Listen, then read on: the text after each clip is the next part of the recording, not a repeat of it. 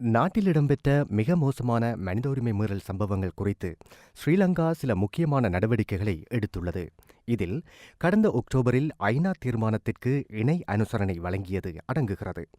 காணாமற் போனோருக்கான அலுவலகத்தை அமைப்பது குறித்த வரைவு கடந்த 30 வருடங்களாக இடம்பெற்ற யுத்தத்தின் போது பலாத்காரமாக காணாமற் செய்யப்பட்ட பல்லாயிரக்கணக்கானோர் குறித்த விசாரணைகளை செய்வதற்கான காத்திரமான அதிகாரங்களை கொண்டிருக்கின்றது.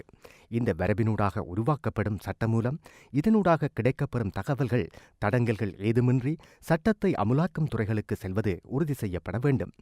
பயங்கரவாத தடைச்சட்டம் நீக்கப்படவோ அல்லது மறுசீரமைக்கப்படவோ இல்லை. பயங்கரவாத தடைச்சட்டத்தின் கீழ் தடுத்து வைக்கப்பட்டுள்ளவர்கள் உடனடியாக விடுதலை செய்யப்பட வேண்டும் அல்லது உரிய முறையில் குற்றப்பத்திரிகை வழங்கப்பட வேண்டும். கடந்த அக்டோபர் மாதம் தொடக்கம் ஸ்ரீலங்கா அரசாங்கம் போர்க்குற்ற விசாரணை பொறிமுறை குறித்த ஐநா மனித உரிமை பேரவை தீர்மானத்திலிருந்து அவ்வப்போது பின்வாங்கி வருவதை அவதானிக்கக்கூடியதாக இருக்கிறது.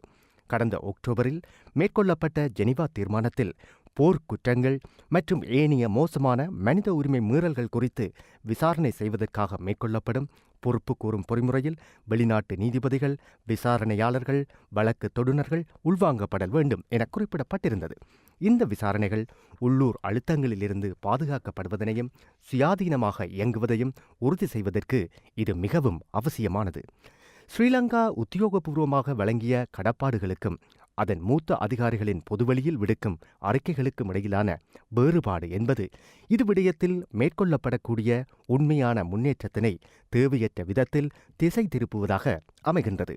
இந்த சபையில் ஸ்ரீலங்கா வெளிநாட்டு அமைச்சர் முன்வைத்த அறிக்கையில் ஜெனீவா தீர்மானத்தினை முழுமையாக நிறைவேற்ற தயார் என தெரிவித்துள்ளார். ஆகவே ஏற்றுக்கொண்டபடி இது முழுமையாக நிறைவேற்றப்படும் வரை இந்த பேரவை தொடர்ச்சியாக ஸ்ரீலங்காவுடனான தொடர்புகளை நெருக்கமாக பேண வேண்டும்.